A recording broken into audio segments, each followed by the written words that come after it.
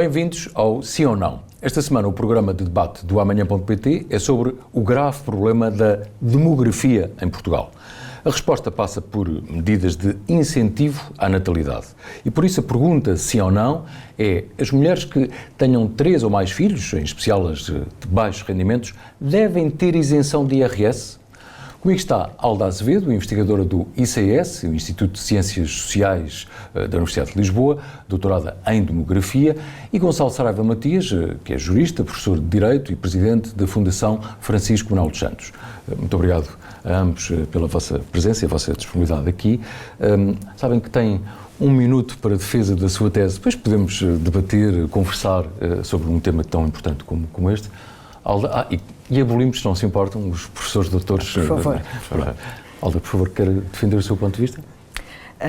Portanto, eu acho que antes de mais precisamos de esclarecer de que universo é que estamos a falar quando falamos de famílias numerosas. E em termos de núcleos familiares, em Portugal nós temos 3,1 milhões. Mas as famílias numerosas constituem apenas 1,4% deste universo, ou seja, há 44.450 famílias com 3 ou mais crianças. Desconstruindo também alguns mitos que existem em torno deste tema, nós nos censos não temos informação relativamente aos rendimentos, portanto não conseguimos distinguir as famílias de baixos rendimentos das outras famílias, mas nós sabemos que o número médio de filhos é superior entre os casais em que ambos trabalham e que têm um nível de escolaridade superior. Porquê então o meu sim? Por 3 motivos. Em primeiro lugar, porque sou a favor de medidas de apoio às famílias em geral e à fecundidade em particular. E por apoio aqui, neste caso, no exemplo de hoje, estamos a discutir uma medida fiscal, mas poderíamos estar a discutir questões de licenças ou questões de acesso a serviços. Também, por princípio, sou a favor de que as medidas sejam segundo os rendimentos das famílias, portanto, segundo uma condição de recursos. Isto porque as famílias não são atingidas proporcionalmente por choques económicos, por crises, por um aumento no desemprego, um aumento da inflação e, portanto, essa ajuda também não pode ser proporcional. As que são mais vulneráveis precisam de um apoio adicional. E em terceiro lugar, porque as famílias numerosas têm mais custos. E têm mais custos em diferentes dimensões, portanto, quer ao nível das necessidades básicas, alimentação, vestuário, as despesas de educação, quer na infância, depois no material escolar, nas atividades extracurriculares, mais tarde depois nas propinas, nas despesas de saúde, quer nas regulares, quer naquelas que são extraordinárias. Na própria habitação, as famílias numerosas necessitam de casas com mais quartos e, por isso, essas casas podem ser mais caras. Porquê o não a esta pergunta? Eu sei que a pergunta é provocatória, porque podíamos, como a Alda referiu muito bem, claro que podíamos colocar aqui outras propostas e outras medidas. Gonçalo. Muito obrigado. Bom, o não também tem de ser explicado naturalmente e vamos ter seguramente tempo aqui para debate e para conversar sobre estes assuntos. Em primeiro lugar, é preciso dizer que Portugal perdeu nos últimos 10 anos, de acordo com o censo, cerca de 200 mil pessoas. Portanto, há um problema demográfico sério em Portugal, um decréscimo muito relevante da população, com saldos naturais negativos e cada vez mais negativos, e este problema tem uma tendência para se agravar porque não é só a questão da diferença entre óbitos e nascimentos, é também o envelhecimento da população, que é um envelhecimento muito significativo. E teremos certamente ocasião para falar sobre isto. E, portanto, é necessário, por um lado, é necessário apostar em políticas de imigração, que não é o nosso tema de hoje, mas que, de facto, é a única forma de, no curto prazo, resolver a questão do déficit demográfico, e é certamente preciso apostar em políticas de natalidade. Agora, é preciso também verificar, e esta é a explicação para o meu não, é preciso ter em conta que este problema de demografia é um problema próprio de países desenvolvidos. É um problema que acontece em países desenvolvidos e é também, Portugal está aqui a ser vítima de alguma forma do seu desenvolvimento, porque o envelhecimento da população é em parte explicado por um aumento da esperança média de vida, por uma redução da mortalidade infantil, em que Portugal teve um salto, foi dos níveis em que nos últimos 50 anos Portugal mais evoluiu e, portanto, há um conjunto de explicações positivas para esta crise que nós vivemos.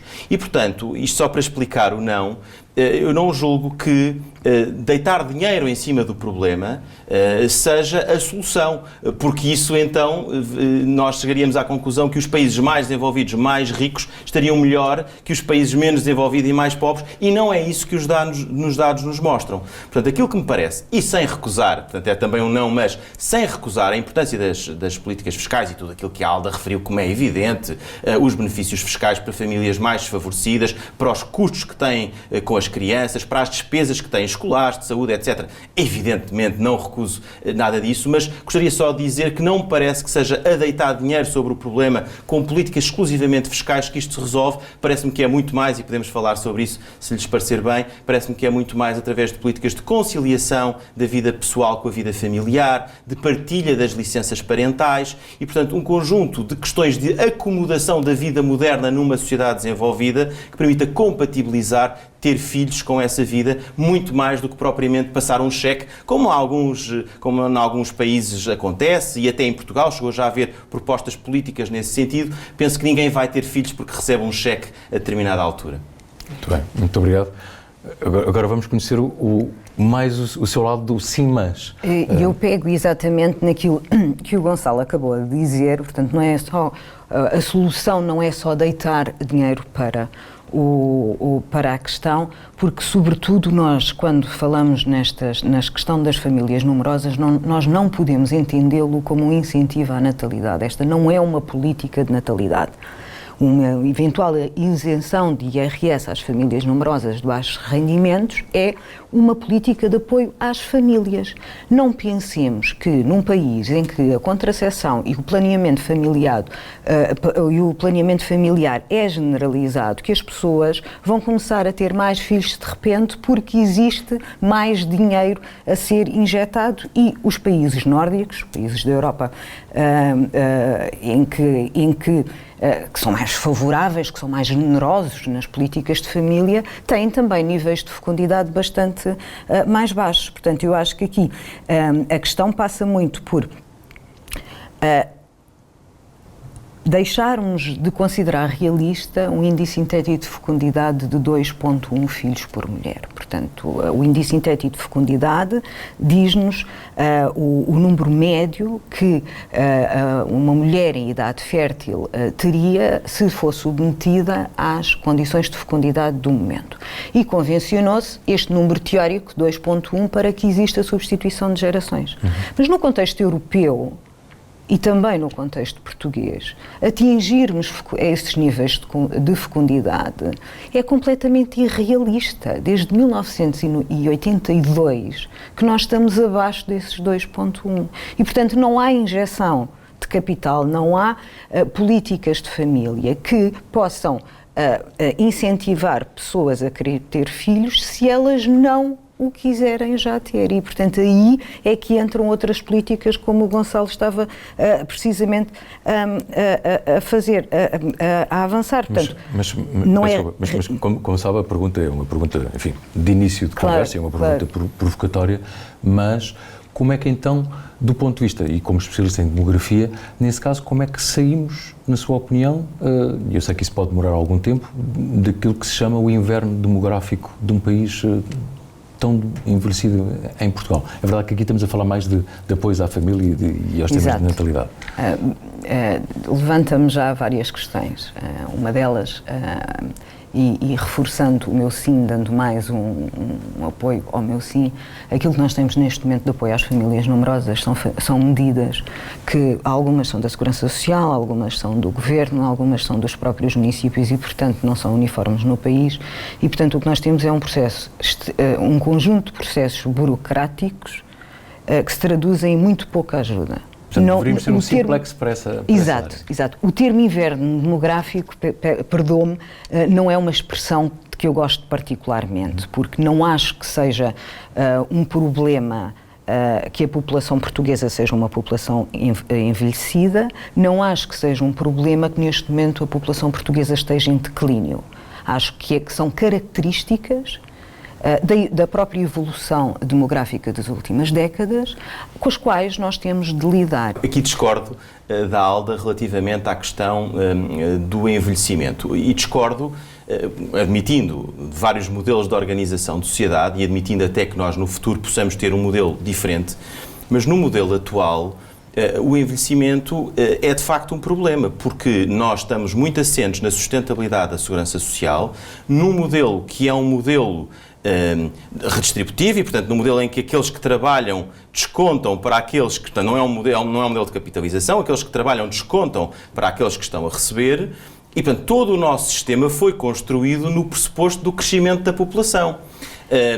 E isso, de facto, pode ser problemático, a não ser que se recorra à imigração, questão em relação à qual eu sou um defensor, até porque a população mundial, ao contrário da população europeia, em particular portuguesa, está a crescer, já vai nos 8 mil milhões de pessoas e, portanto, é certamente possível aí encontrar uma forma de distribuição, mas na lógica do nosso sistema, e olhando exclusivamente para o nosso sistema, nós vamos ter uma sobrecarga enorme, mantendo-se as coisas como estão, teremos uma sobrecarga enorme sobre os ativos. Para além de que Portugal tem muito poucas crianças. É a segunda sociedade europeia mais envelhecida. Perdeu 1 milhão de crianças nos últimos 50 anos. No entanto, o que é que parece mais lógico é nós forçarmos uma estrutura etária de população que já vem a evoluir nesta tendência ao longo de décadas a um modelo que já não serve à estrutura atual ou mudar repensar o modelo, certo. Não é? E nesse aspecto, e falou já por 2 vezes nos saldos migratórios, portanto, têm sido os saldos migratórios positivos que têm atenuado o declínio de população, não é? Portanto, tirando ali o período de crise em que tivemos saldos migratórios negativos, no resto, portanto, já há bastantes anos que temos tido saldos positivos. Os saldos naturais são saldos naturais negativos desde 2007. E aí é que também, quando nós falamos precisamos de mais crianças, nós não nos podemos esquecer que a estrutura etária, tanto o volume como a estrutura etária da população, não depende apenas da natalidade. Depende também do comportamento da mortalidade e depende dos saldos migratórios. E, portanto, aí também criamos espaço para conseguir adequar de alguma forma ou incentivar alguma imigração. Agora, um país de baixos salários, de precariedade laboral, em que os nossos próprios jovens qualificados procuram lá fora empregos melhores, é um país pouco atrativo para uma imigração qualificada. Mas concorda que isso é um problema. É um problema. Isso é um problema. E eu compreendo o argumento da mudança da estrutura, mas essa mudança também... Pensemos, por exemplo, na questão da segurança social. É possível mudar o modelo. Há países que têm modelos diferentes, mas isso é feito com muita dor e é feito com descompensação do sistema durante alguns anos. Ora, nós não estamos neste momento em condições de fazer uma transição desse tipo, porque deixaríamos desprotegida uma parte muito importante da população e uma população muito vulnerável. E, portanto, eu estou muito convencido que este é um problema grave que nós temos neste momento e que a redução da população que nós vamos enfrentar, que já estamos a enfrentar e vamos enfrentar nos próximos anos, nos vai trazer dificuldades sérias. Mas agora, para ir à tua pergunta, Luís. No fundo, são os temas também de incentivo à natalidade e de conciliação da vida familiar, porque, se calhar, a tal diferença que a Alda acabou de referir entre 2,1 ou 1,6 tem a ver depois com o que é que falha é que as pessoas, de repente, estão muito sobrecarregadas, ou por impostos, ou porque... Mas, no fundo, era aí que eu ia. Vou tentar pôr as coisas num ponto de vista muito prático. Vamos ver, uma família que sente que não tem condições para ter filhos e a quem é dito, tem aqui uma majoração fiscal ou tem aqui um apoio da Segurança Social num montante, até pode ser generoso de alguns milhares de euros, mas não é isso que vai fazer essa família ter filhos, pois se essa família está atolada em obrigações, assoberbada de trabalho, não é por receber mais 1.000, 2.000, 3.000 euros que isso vai fazer a diferença na decisão de ter filhos, até porque a decisão de ter filhos é uma decisão de longuíssimo prazo. Isso vai ter esse peso. Muito mais importante, da minha perspectiva, é pensar na conjugação da vida familiar com a vida profissional, na partilha das licenças parentais, na possibilidade de conjugar as licenças parentais do pai, da mãe, ou até ser exclusivamente o pai. Enfim, temos evoluído muito nesse sentido, mas ter aqui uma conciliação, porque é isso que vai permitir um planeamento de longo prazo e permitir uma família pensar, eu de facto tenho condições, ao longo dos próximos 5, 10, 15 anos, para ter uma criança e para que essa criança possa ser criada no contexto desta família.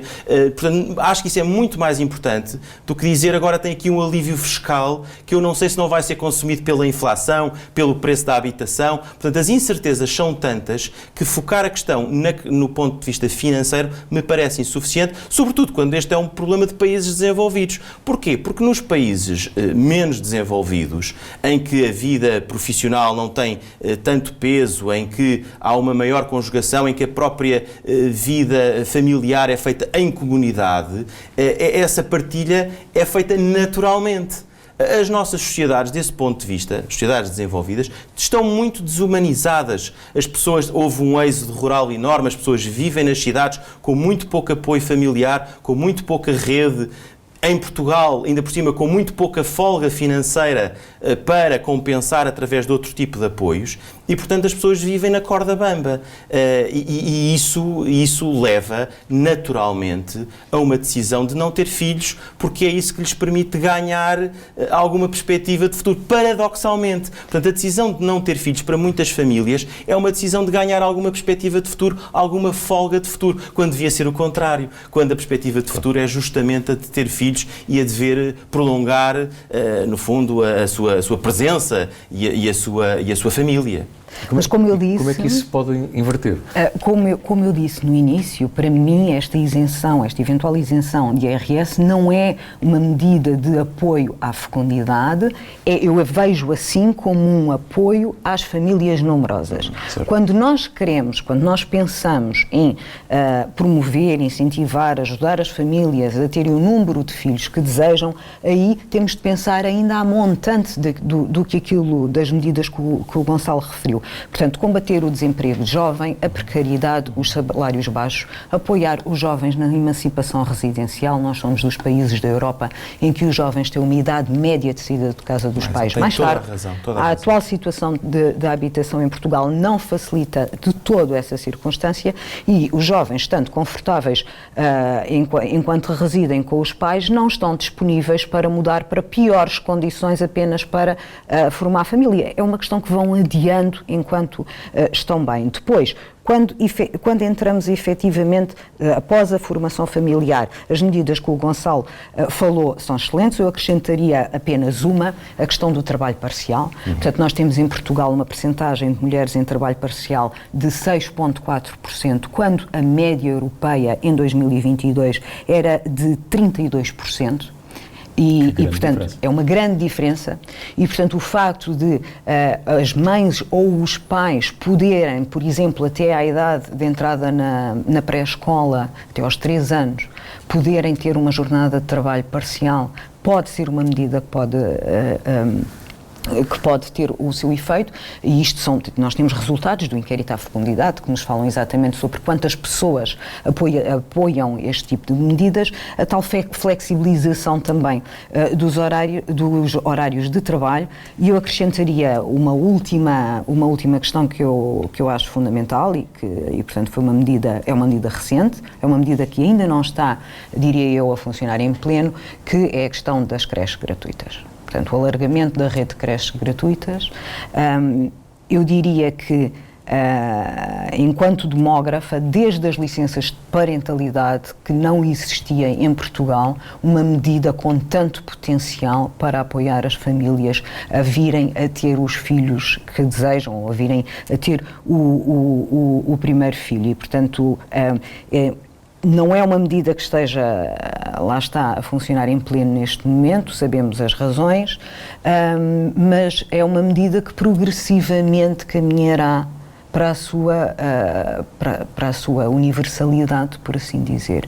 E, portanto, os pais saberem, após ultrapassados os obstáculos na saída de casa dos pais, na formação familiar, os pais saberem contarem com este direito, que é um direito recente e do qual as famílias dificilmente quererão vir a abdicar no futuro, mesmo que hoje lhe apontem muitas falhas, são realmente políticas mais eficientes do que tentarmos ou pensarmos ter o patamar irrealista dos 2,1 filhos em média por mulher em idade fértil. Nós estamos praticamente a terminar, mas gostaria se num minuto pudessem transmitir uma mensagem ou uma sugestão de uma ou duas medidas. Enfim, estamos agora na contagem decrescente para 10 de março, para eleições legislativas. O que é que os partidos, e os partidos em geral, na vossa opinião, além daquilo que acabaram de referir, deveriam considerar absolutamente como prioritário para, enfim, não termos o problema demográfico que neste momento temos em Portugal? Gonçalo. Eu diria dois aspectos fundamentais. Por um lado, e temos que ter consciência, estou totalmente de acordo com a Alda, temos que ter consciência da dificuldade de implementar estas medidas e de conseguir atingir as metas de que estamos a falar. Também porque estamos a falar de uma população, como eu disse há pouco, muito envelhecida, de uma pirâmide demográfica invertida. E, portanto, as pessoas com uma população envelhecida, as pessoas mais velhas não têm filhos. Naturalmente não podem ter filhos. E, portanto, nós estamos a pôr a pressão toda sobre uma faixa relativamente pequena da população, porque há uma parte da população que já não pode ter filhos e já não pode contribuir para isto. E é uma faixa da população que ainda por cima está a sair do país por falta de condições económicas, por falta de capacidade de fixação. Portanto, para além de tudo aquilo que já aqui dissemos e que evidentemente não vou repetir, eu acho que é fundamental que os governos e que as políticas públicas se dirijam à retenção de talento em Portugal. De talento e, portanto, de jovens em Portugal. À capacidade de fixação dos jovens em Portugal. Todos sabemos que é muito importante os jovens circularem, estarem no estrangeiro, tudo isso é verdade, mas nós neste momento vivemos uma emergência nacional, ainda por cima uma emergência que resulta de anos e anos de investimento na educação e, portanto, é prioritário nós conseguirmos reter as pessoas em Portugal, porque senão quer dizer, se saem as pessoas em idade fértil e mantemos uma população que está em idade já não fértil e em crescimento, não conseguimos de maneira nenhuma reverter isto. E por outro lado também, volto ao tema, sei que não é o tema de hoje, mas é um tema de que eu gosto muito e que acho muito importante, apostar, ao mesmo tempo que se aposta na retenção destas pessoas, apostar na atração de talento também para Portugal. Porque, reparem, as pessoas que vêm em imigração vêm em média em idade fértil. Têm em média mais filhos do que os portugueses. Aliás, os estudos estão a revelar todos que boa parte das crianças uma parte importante das crianças que estão a nascer em Portugal são filhos de mães estrangeiras. Portanto, a taxa de fecundidade entre estrangeiros é superior à dos nacionais. E, portanto, há aqui também uma hipótese de resolver ou de minorar a questão da natalidade pela via da imigração, não só porque entram pessoas, mas também porque entram pessoas em idade fértil e podem contribuir para a natalidade em Portugal. Alda Azevedo, uma, duas medidas. E eu diria que as duas coisas que o Gonçalo referiu não estão assim tão desligadas. Não estão assim tão desligadas. Porque quando Portugal for suficientemente atrativo para que os jovens qualificados portugueses cá fiquem, tornou-se também atrativo para jovens estrangeiros virem para Portugal. E, portanto, em termos de medidas, de propostas, eu ia mais uma vez a montante e neste momento, portanto, recentemente saíram os resultados do Barómetro à Habitação, promovido pela Fundação Francisco Manuel dos Santos, e portanto, uma das perguntas que foram colocadas foi, em termos de acesso à habitação, quais foram as suas decisões de vida que já foram constrangidas por dificuldades no acesso à habitação. E havia ali algumas medidas que eu acho que é importante falar delas. Sair de casa dos pais, casar ou ir viver em conjugalidade, ter um filho, ter mais um filho. Pela primeira vez em Portugal, existe evidência empírica de que as dificuldades no acesso à habitação estão a contribuir negativamente para a formação familiar e para a fecundidade em Portugal. E, portanto, nesse aspecto, um conjunto de medidas que facilite a emancipação residencial dos jovens, através de benefícios no arrendamento, portanto arrendamentos que tenham, porque temos de deixar de ser um país de proprietários, mas isso seria todo um outro tema de outro programa. Exato.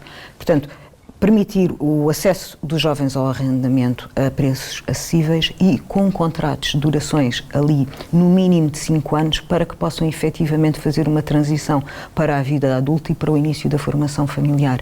Porque nós estamos a travar a questão da fecundidade logo na base. E é aí que nós precisamos neste momento de um grande impulso para que as pessoas possam depois então ter os seus projetos individuais e familiares relativamente à fecundidade. Alda Azevedo, muito obrigado, e também Gonçalo Saraiva Matias. Acredito que foi de facto um gosto, porque foi um nível de debate que acho que o país precisa mesmo de ouvir e de refletir. Mais uma vez, muito obrigado.